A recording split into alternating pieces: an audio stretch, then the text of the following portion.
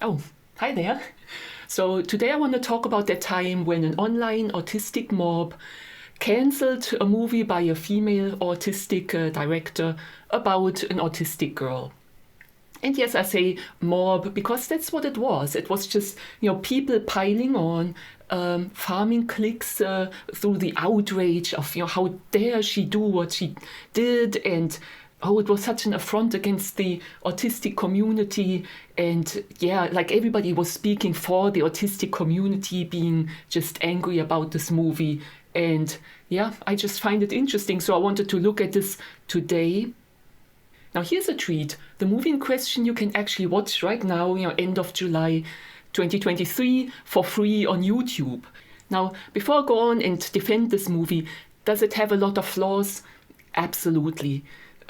I don't think those are the flaws, though, that people pointed out.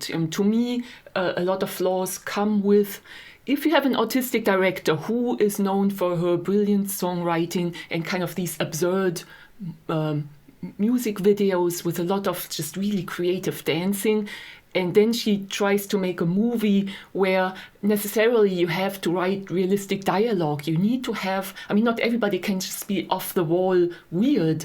But you have then an autistic director who has to come up with and direct and judge, is this dialogue realistic, is the scene realistic, do people actually act this way? And yeah, that to me is the biggest flaw of the movie, that just the people in it, even the people who are not autistic, just act just completely not natural. And the dialogue is often like really horrible. The characterization just doesn't make sense. And yeah, believe it or not, my special interest many, many years ago was actually screenwriting.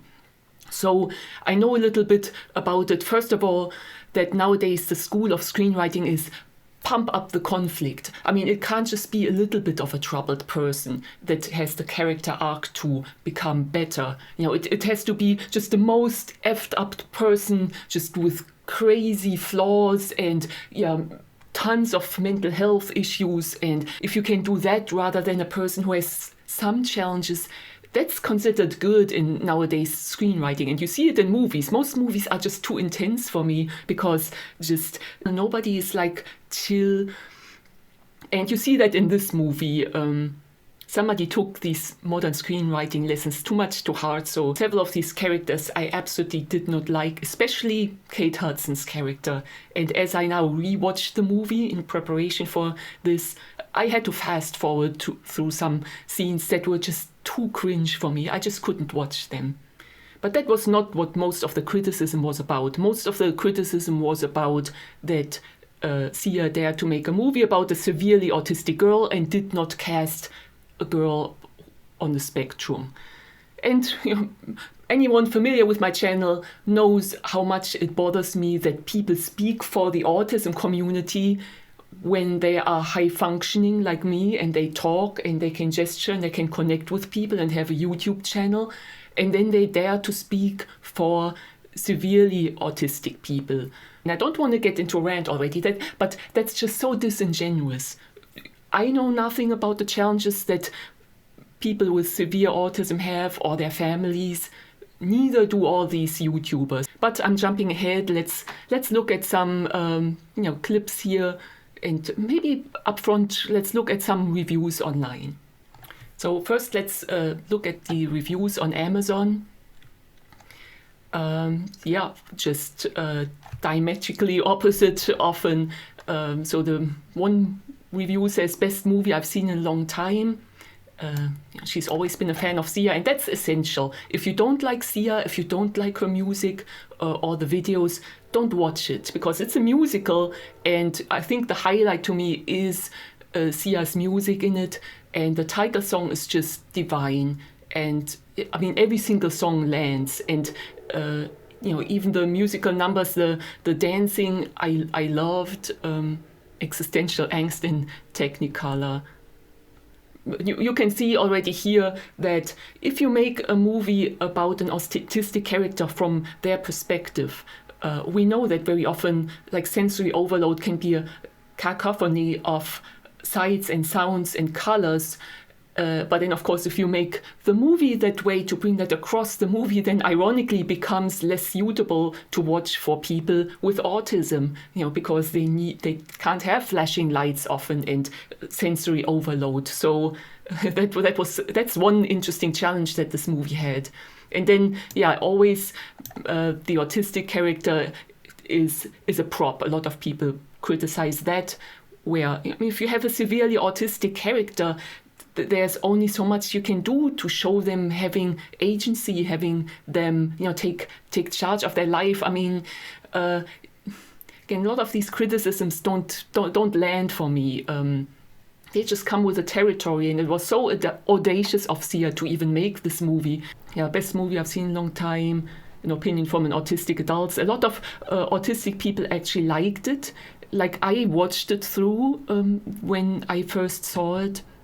And not just because I paid money for it to watch online, but again, it has a lot of good aspects, a lot of cringe, but a lot of great aspects too. Good music, so a lot of positive reviews here from people with very verified purchase who liked it enough to actually purchase it and watch it. Because a lot of people who reviewed it didn't even watch it. They just went by the trailer and they got all offended and took it from there. A lot better than I thought. So here the reviews are really good. Now on IMDb, the movie did get review bombed, so here I narrowed it down to 8 stars. But if you go to 1 star, there's like a lot of autistic people who watched all these YouTube reviews and then jumped in and, this movie by no means represents us as a community. Well, it's about a severely autistic person. So anybody who says, this is demeaning to autistics, this movie is disgusting and ableist, I mean,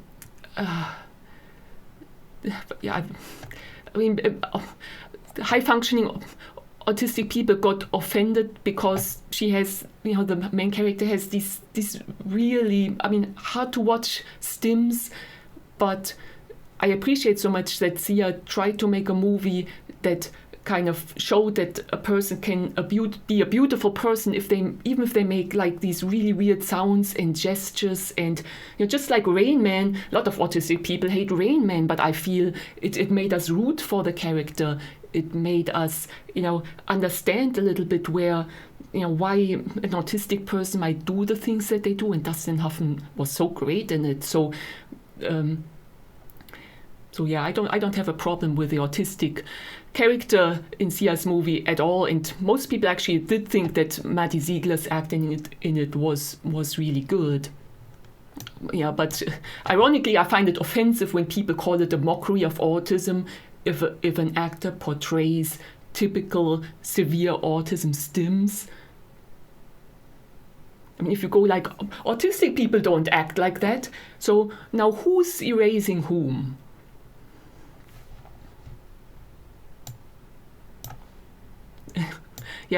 All these people with the 1-star reviews, just watched the kind of YouTube reviews we look into here shortly, and just rushed to the page and left these kind of reviews.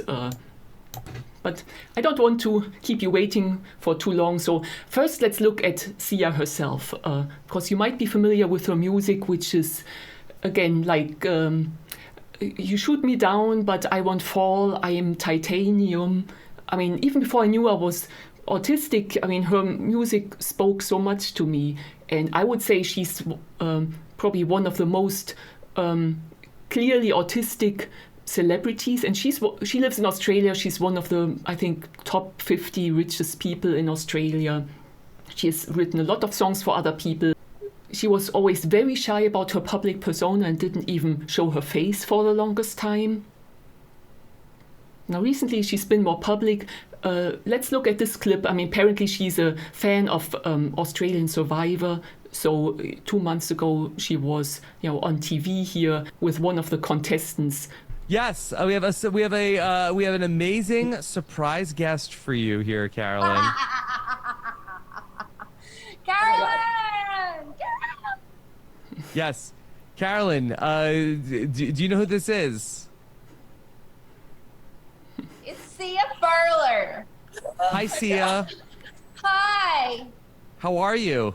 I'm wonderful. I'm very excited to be able to offer Carolyn my greatest congratulations and tell Carolyn I love her so much and that I really relate to She seems to be reading here from a teleprompter, and you've seen her laugh.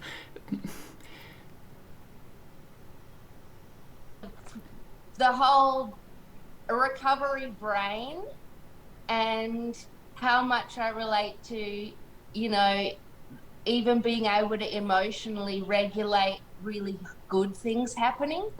Like, it's totally overwhelming, and like in the same way as processing negative things, positive things are also really like challenging. Yeah, so you get the impression, just from this little clip probably. And she's also known to have, Graves' disease, a thyroid condition, and Ehlers-Danlos syndrome, which are both associated with comorbidities of autism. And she's actually not that firm in her gender identity. She used to date men, now she identifies as LGBTQ.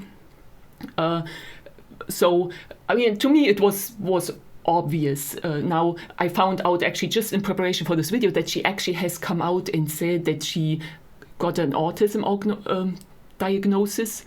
But that was like way after the movie came out and all that stuff went down, where people criticized her for being a neurotypical director making a movie about autism, which is, so ironic, but, then again, so interesting. Just like I started my channel about autism being or thinking I was a neurotypical woman, here's this woman who felt drawn to make a movie about autism before she knew she had autism. But yeah, how people could look at her life, look at how she acts in public, how she hides from the public, how she's like a really weird celebrity, and then claim that she's neurotypical. That always escaped me. I mean, people with autism should recognize each other. But let's go on here. For those who do not know, not only am I a filmmaker, a film critic, and a film lover, I am actually... It's kind of amazing how many autistic people came out of the woodwork, and they were actors and filmmakers, and they criticized Sia for not hiring more autistic people. Seems biased to me, but... on the autism spectrum. Hope you're doing well. Basically, this is a review of Sia's film Music. So basically, you don't have to go and watch it. Basically, because I am an autistic person, the way that Maddie was doing it, it was honestly a bad caricature. It was just really awful. I felt like I had a knot in my stomach just watching Maddie just do, moving about. It just was icky. It was just I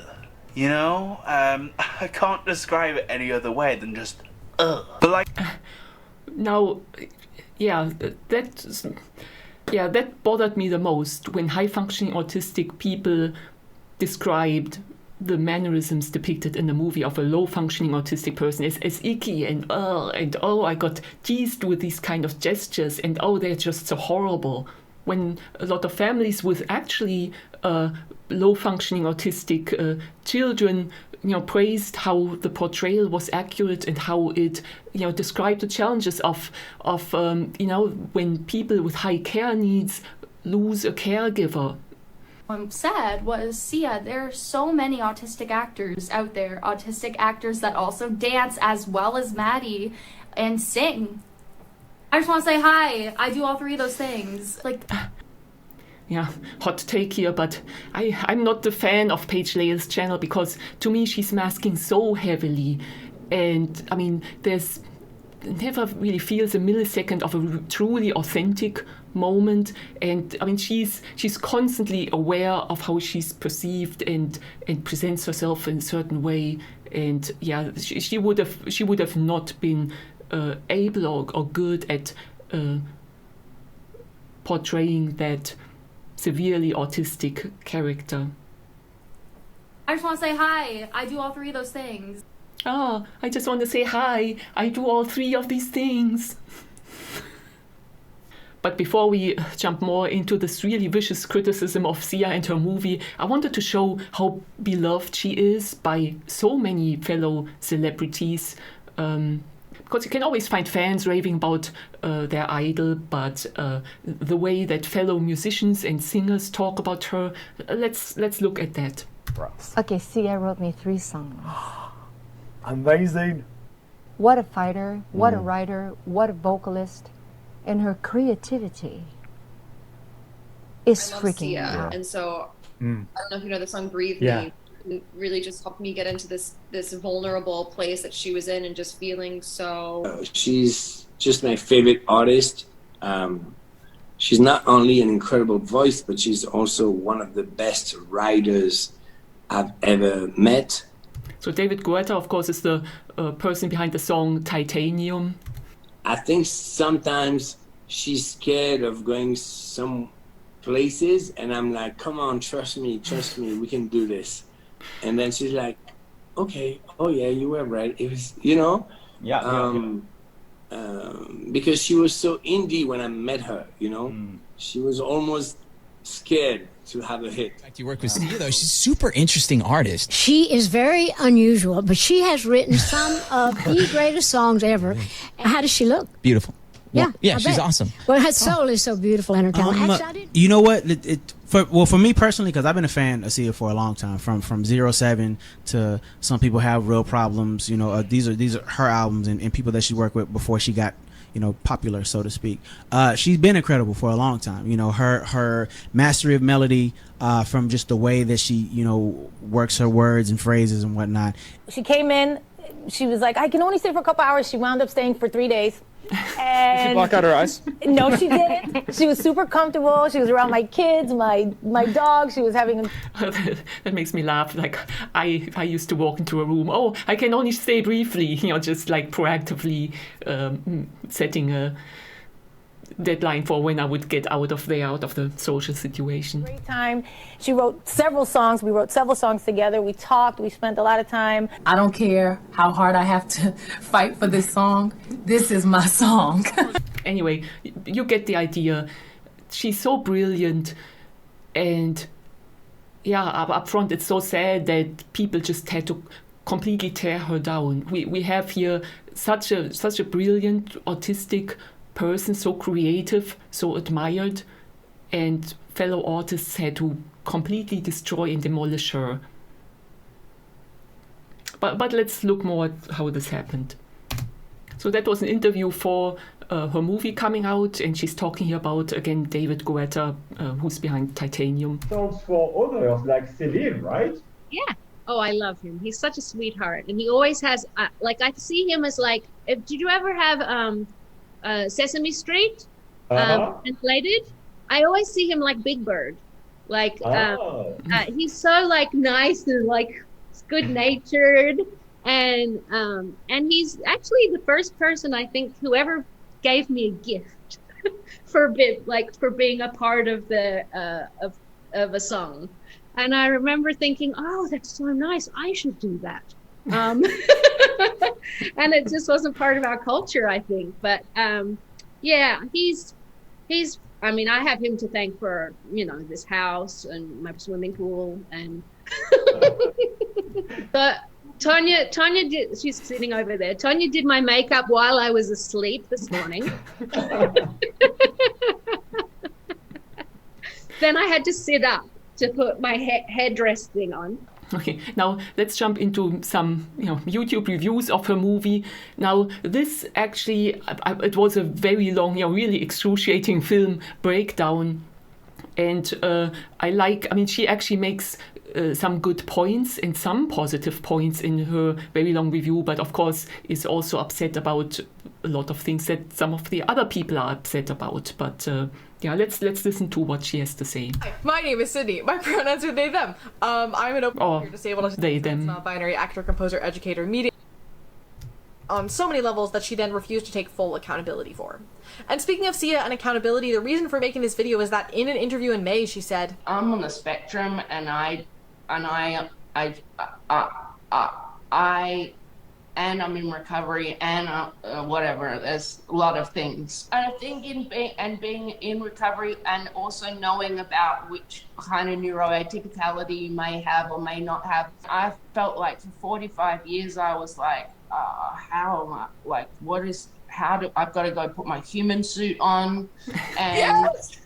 And only in the last 2 years have I become fully myself. And when this first happened, a lot of people were talking about how they thought she was faking this or whatever in order to cover up the music situation, which I can guarantee you is not true for a handful of reasons. Other than the fact that we should not be guessing who is faking diagnoses for clout, because that's a serious problem, but we're gonna table that for now.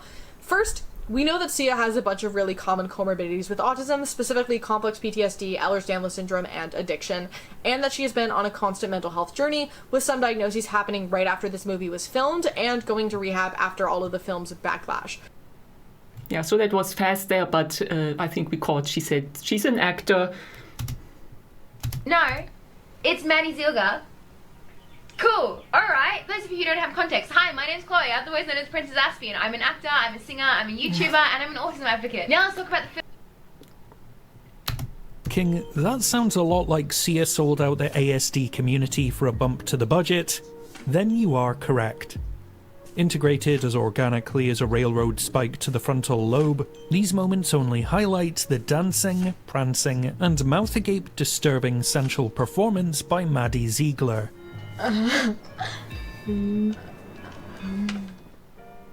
Cast in the titular role after Sia decided that people with ASD either can't act or are too much of a hassle to work with. Yeah, well, it was a public relations disaster that Sia actually tried to defend her movie. And she went on Twitter, and the famous autistic people should just be kept away from Twitter at all costs, because that's the worst thing she could do. And I mean, she's autistic. She can't, have any person on the spectrum try to defend their creative work against vicious criticism, and they will misstep. But yeah, of course, that made her cancellation like a million times worse. People were so upset. Ziegler's wildly inappropriate performance is an interpretive dance of ambiguous spasms. In a gurning, garish pantomime of neurodiversity, music narrows down the autistic spectrum to an ungodly rainbow of hyper-quirky caricatures. Music is a misguided impersonation. So he cuts here quickly between the musical numbers where the faces and gestures are more choreographed, and movie scenes where, I don't think it's garish. I don't think it's like mouth agape weirdness or whatever. I think these mannerisms were depicted very well. And yeah, if you've met one autistic person, you've met one autistic person. So even severely autistic people all have different kinds of stimming, but all this was like well within what is typical, in my opinion. Of all the autism, all the time, and all at once. Ziegler only ever offers a crude checklist of tics and gesticulations that, as Theo Bugby wrote in the New York Times, reduces disability to mannerisms that look indistinguishable from mockery. What are you doing? No. Ew, music, get up. It's not hard to see what they were going for here. It's hackneyed, played out, my differences are what make me beautiful, on the inside I'm dancing schmaltz, with all the substantive worth of a motivational meme shared by your aunt on Facebook. Yet, music handles its subject with a baby-talking condescension that hobbles its mawkish attempts at empowerment. Early on, we're shown that music lacks the basic ability to comprehend death when her grandmother dies at home, and she just completely ignores the lifeless body. That's not even true. She sees her grandmother on the floor, and then she just she's looking away, but she starts stimming and making a lot of distressed noises. So very unfair, but And yeah, a lot of the mannerisms and sounds are very uncomfortable, just like when you're in a grocery store and there's an autistic child, and we need so much to normalize that, to humanize, to be less weirded out by that, but more understand it. And I think this movie actually did its purpose there, where Maddie was acting very well, in my opinion, and you do feel for that character. She was actually the best character, in my opinion, besides the black, I guess, Ebo or something is the name in the movie, who was also just delightful, and I loved every scene that he was in. And he made the most of his role. That wasn't like written extremely well, but yeah, to me that's the ironic thing, that actually the depiction of severe autism, the acting, the way it was written, was actually, in my opinion, really good. Body. This idea that persons with autism lack fundamental human emotions like grief, empathy, or sadness, it's an age-old ableist insult that barely applies to anyone. A lot of this criticism makes me so upset, because it feels like, oh, she should have been less severely autistic. She should have showed like more normal emotions. She should have emoted better. She should have... Harry Connick Jr.'s character in P.S. I Love You may well have ASD, but that isn't the crux of his existence. Yeah, so here we go into, oh, she should have been a less autistic character, and they list all kinds of movies of high-functioning autistic characters. Well, that's not what Sia's movie was. Yeah, that is a lot more comfortable to watch, Harry Connick Jr. in this tender, underappreciated performance. What are you doing? Trying to figure out why God killed my husband. Well, if you need any help with that, let me know. Lisbeth Sander in The Girl with the Dragon Tattoo is an all-too-rare example of a sexually active, deeply flawed and self-sufficient woman on the spectrum. Then there's the overlooked gold standard of neurodivergence as articulated by a neurotypical performer.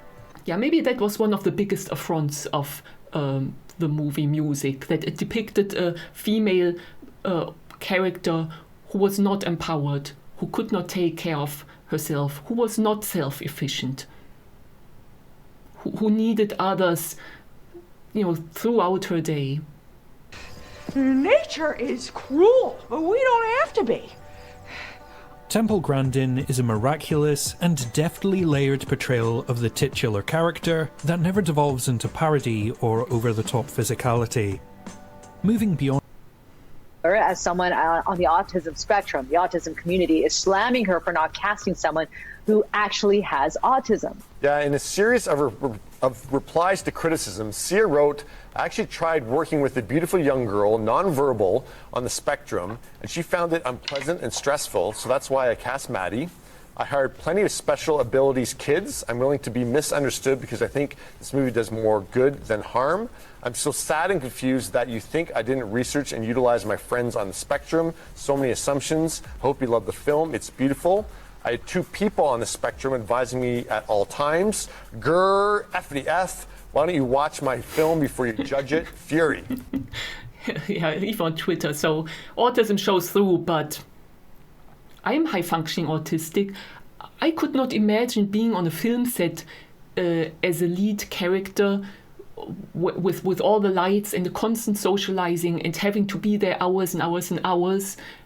Because a movie like that doesn't have a high budget can't afford to have somebody who maybe can only work 1 or 2 hours a day and then is socially exhausted, or maybe has autistic burnout and then has to just take days and days off.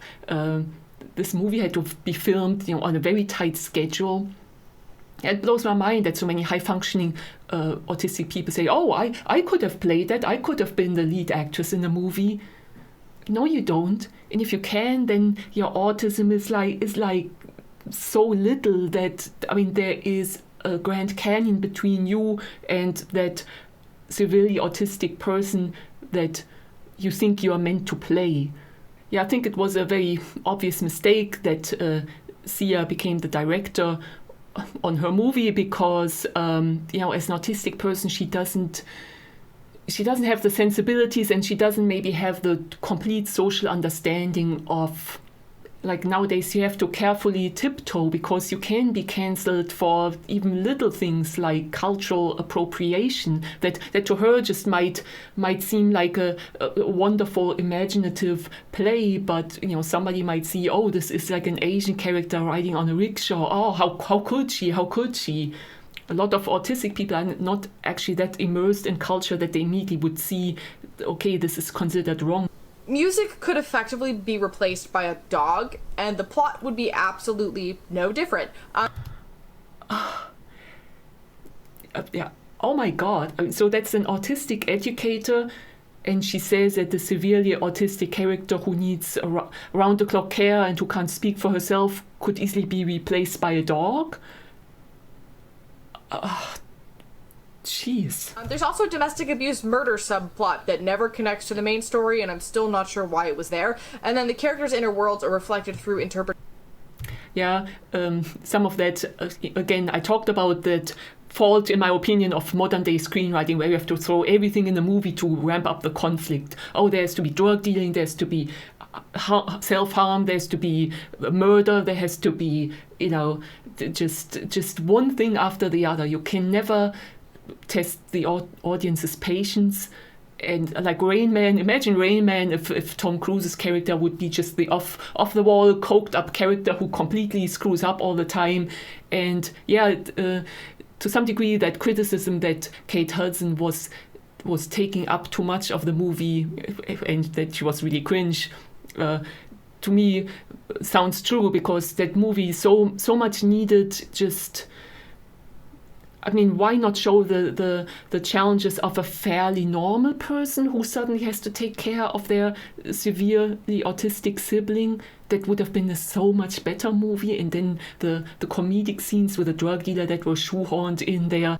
But, she here goes between, valid criticism and criticism that's just, to me, just has no leg to stand on.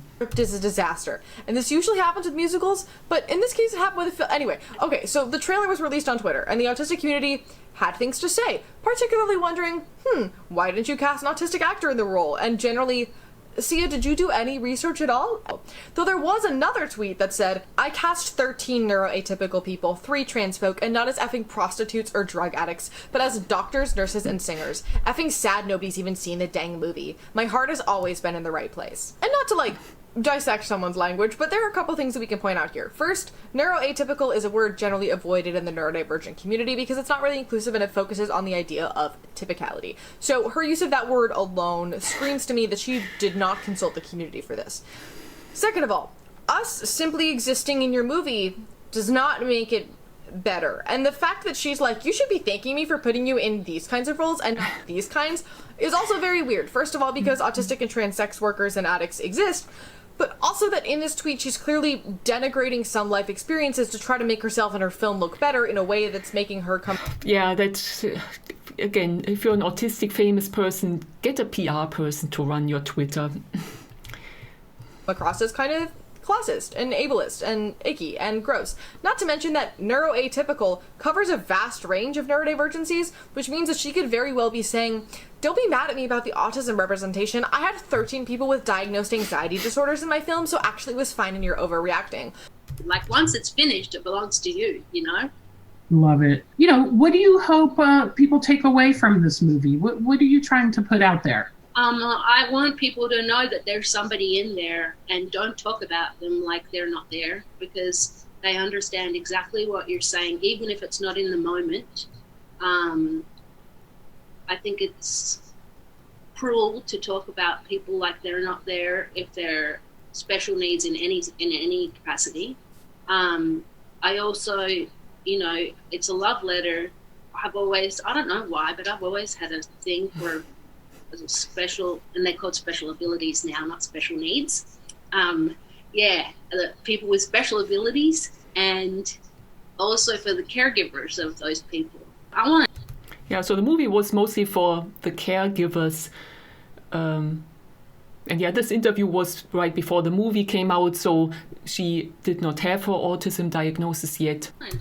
Compassion, really. She says, They're called special abilities now, so confidently too, which again really puts the level of depth of that research into question for me. And she also fully agrees with the interviewer, referring to non-speaking autistic people as inanimate objects, which is what did we just listen to the same clip? I mean, she just said that non-speaking autistic people understand what you're saying, so be careful how you talk around them. Yikes, for sure. There's this wide-eyed innocence of this character, Music, that in times like this is almost like so radically different. It's a pure. Yeah. And that's what I've always found with the special abilities people that I've fallen in love with, is this purity. Disabled folks are not inherently pure, and we're not here to teach you about how to appreciate the world or whatever other terrible, patronizing, ableist message they were intending. Yeah, that we hear all the time really bothers me when she just said that a severely autistic character could be replaced by a dog. But yeah, looking at Sia's tweets, how she talks about the movie and then saying that, you know, people with special abilities are so pure, it's like, I understand where she's coming from, but I mean, this again was a PR disaster, you know, no doubt about it. She should have had somebody consulting her and just taking her by the hand.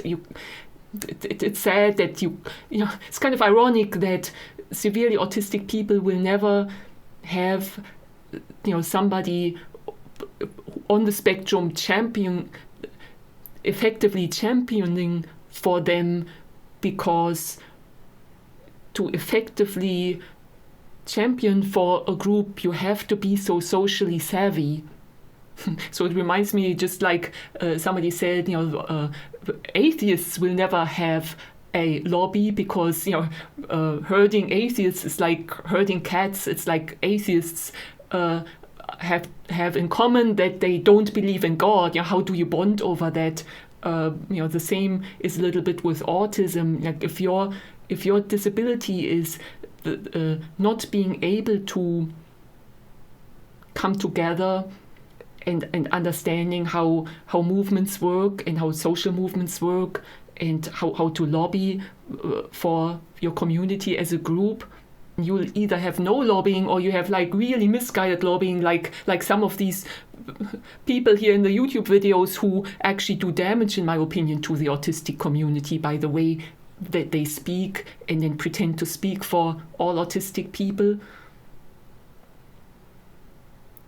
And don't get me started on all this like, oh, you're not supposed to use this word and that word is now no longer allowed and that word and that word. I mean, if you already have trouble expressing yourself, like, and then words quickly cycle through being on vogue and then being, you know, not allowed anymore, like how do you even speak about the issues that are so dear to you? So, which is a horrendous problem in and of itself, as well as watching the film What's Eating Gilbert Grape, which is a film where young Leonardo DiCaprio plays an autistic character, Johnny Depp is involved, and it's one of the most fat-phobic films I've ever seen. It was very weird. I did a review of that forever ago. We're not going to get into it now. You know, I watched What's Eating Gilbert Grape a long time ago. I guess when it came out, never realized that this was about an autistic character. Maybe I should rewatch it. But for a general gist, not the best source for autism research. Lights, which could easily cause seizures in viewers with photosensitive epilepsy. 1 minute into this movie and I was already overstimulated. Yet somehow the sensory overload wasn't even the worst part of my experience during this first scene. What hurt the most was watching Ziegler's grotesque, robotic impersonation of autistic movement and body language. When I was again, I already talked enough about how, you know, ironically, if you make a movie about being autistic and sensory overload, that this could be not be an appropriate movie for a lot of autistic people to watch. Younger, I would roll my eyes and put my front teeth over my bottom lip as a stim. I still you know, I then remembered that actually I did the same thing with my lips all the time. And in fact, once I was looking at myself in the mirror, like how I smiled, and I was like, wow, I pull my lip in, and I kind of taught myself how to I became aware of how to move my lips to look socially acceptable. Clap my hands, flick my fingers, rock, and do just about every other classic stim you can think of, but I don't stim as much in public anymore because of how those mannerisms have been received. One time when I was in a gymnastics class at around 6 or 7 years old, I was rolling my eyes really hard while facing my teacher, who was across the room. She called my name and said, "Don't roll your eyes at me," and I Yeah, we're getting here deeper into that. I think a lot of people on the spectrum were deeply uncomfortable with the movie because maybe they were stimming and having a lot more autistic mannerisms like very early in life, and they got shamed for it and called out. And now there's that character on screen who does the same thing that they trained themselves to get rid of. And I bet it made it hard to watch for some people. But just because it's hard to watch, why not confront yourself about that? So to see a neurotypical actress portray an inorganic, stereotypical version of the same stims I was ashamed and misunderstood for as a child, knowing that she has never faced the same stigma or internal distress from trying to suppress natural movements, gutted me. Again, people were so upset that she dared to be open-mouthed.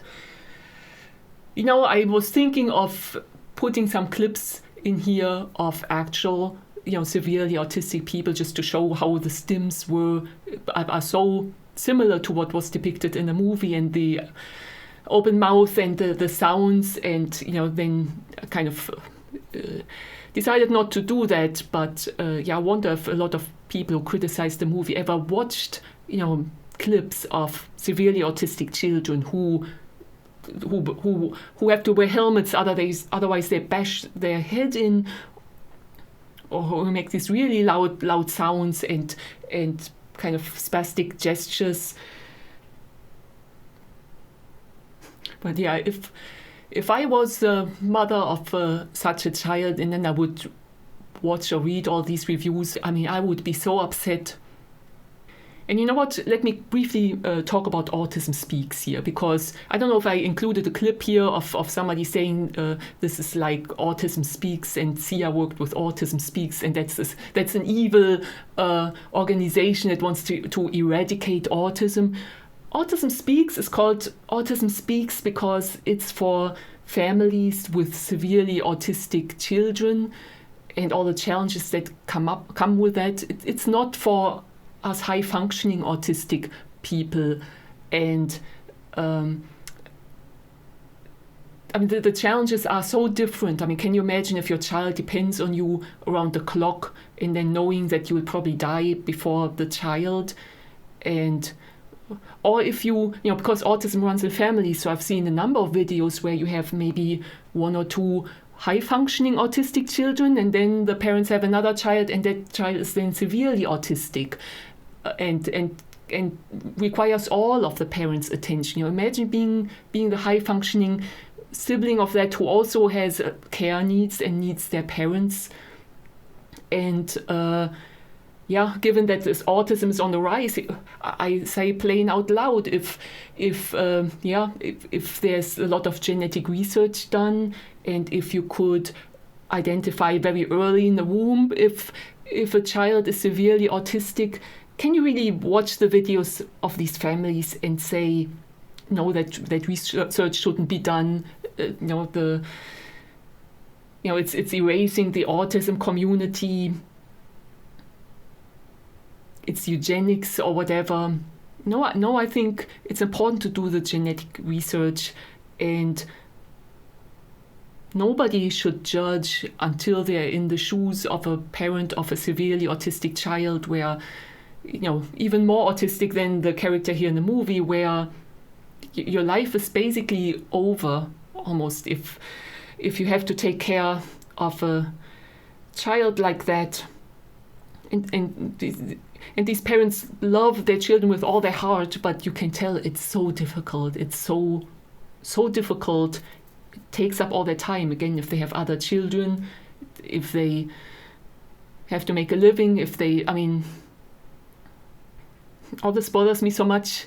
I kind of want to make a video about this topic, but then again, I don't want to make a video about, low functioning or severely autistic children and young adults versus high functioning, because again, I wouldn't want to speak for that community, and I think it's wrong to speak for that community. she couldn't handle it, and then just not try and find another autistic person. There are so many autistic actors out there. Kayla from Everything Is Going to Be Okay, she's an autistic actress and she's incredible. Roseanne Barr, Daryl Hannah, Helena Bonham Carter, they're all autistic actresses. Autistic actors exist, and not only do we exist, but we are able to function within a film set. Autistic people can handle stressful situations. There are autistic people that are actors, there are autistic people that are paramedics, there are autistic people that are surgeons, there are autistic people who have incredibly high stress jobs and thrive in them because it's what their brain is capable of. They can hyperfixate on these tasks which are important to them and that they love. They know how to handle stressful situations. And here's the thing, that aside, if the film's never represented, but we're never represented by our own kind of people. Sia also says that she consulted with Autism Speaks. I want you guys to imagine this scenario. Someone is making a film about America in 2015 when Obama was president. Obama is one of the roles in this said film. But we're not going to use a black actor. No. We wouldn't. Why? Black actor? No. Here's what we're going to do. We're going to cast a white man. Yes. Good. So that's me talking about it. I love you guys so much. Thank you guys so much for watching this video. If you would like to hang around, make sure to like, comment, subscribe. Autism. The socially inept geniuses who struggle with the fundamentals of human connection, but are preternaturally gifted in whatever field keeps the plot ticking along.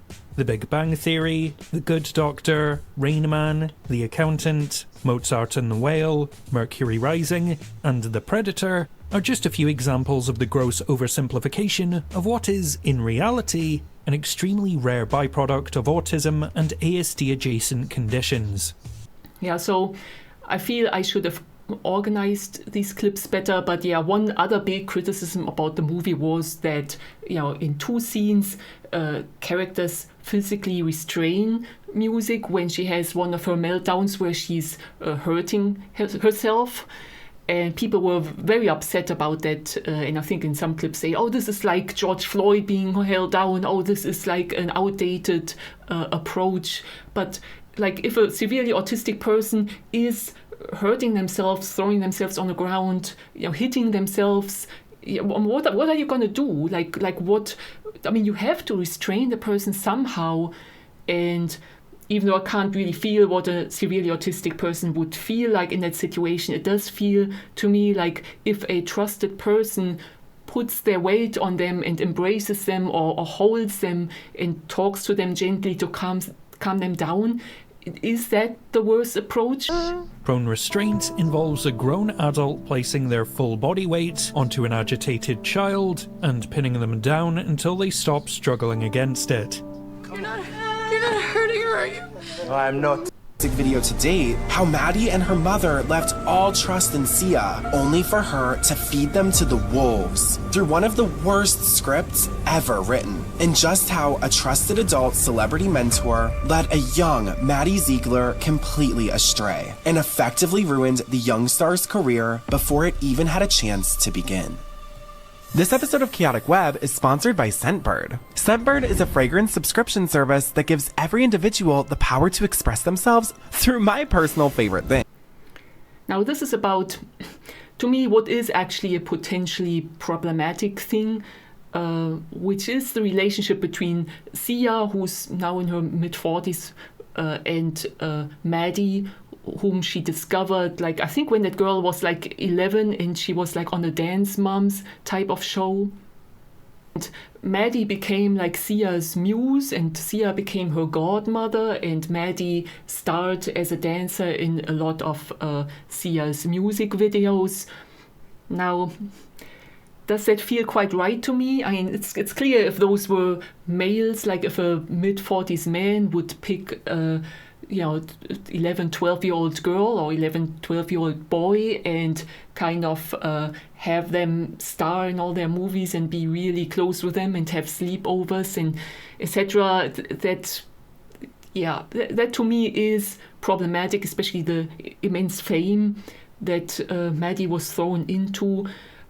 Since then, Sia came out as LGBTQ or bisexual, and that gives an even more, like, to me it just has like a bit of an icky feel. I'm like not like I hope that it was just an innocent thing, muse, an inspiring girl that could dance that great. But let's watch a little bit how Maddie talks about Sia for context. And you feel violated, like this little girl's dancing around with this grown man. I shot this when I was, I think, 11 or 12, and I didn't find it weird at all, only because, first of all, Shai is an amazing actor, and I've always looked up to him, and so getting to do a music video with him and him dancing with me was, like, so amazing. It was a great experience because of how method he was. That was probably the most controversial video we put out with Sia. Being 12 years old and having that video out, I didn't really understand what all the backlash was about. I was like, I'm literally just dancing, acting with Shia, and we're having an amazing time together. Now, this was such a gigantic issue. The other mothers from Abby Lee's dance company raised the issues with Maddie's mother on the show. We can do more. Maddie's like a full-fledged star now. She has over 3 million Instagram followers. I feel, children should be shielded from the stresses of adulthood.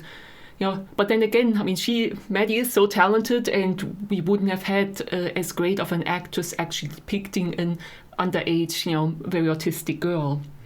I was 11 years old and I became the muse for a pop star.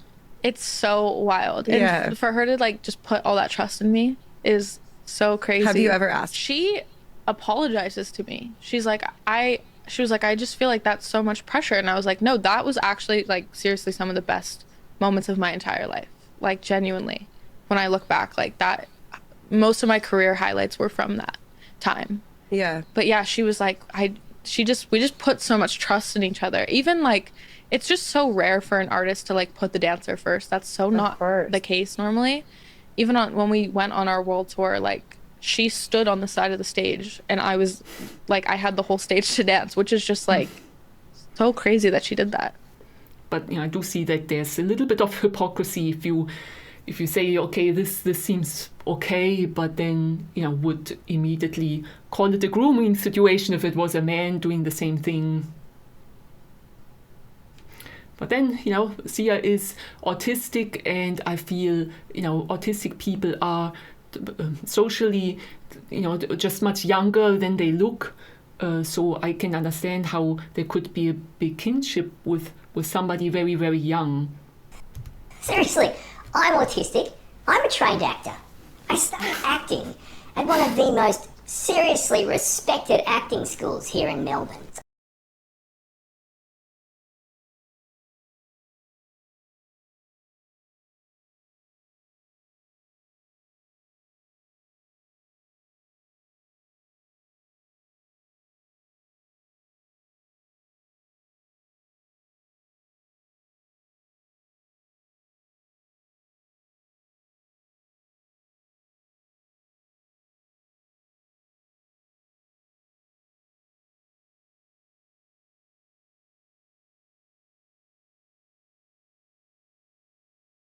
The functioning label isn't even used in the movie.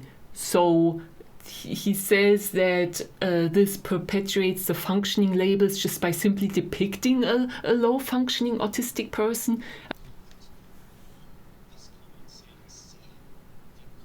But yeah, very sad, and I feel the people who are more low-functioning, and again, functioning to me is not a bad label. Like Vincent van Gogh was low functioning. It doesn't make you less of a beautiful person. In fact, if you're super functioning in today's society, there might even be something wrong with you. So, but I've rambled on enough. Hope some of this was interesting, and I see you in my next video.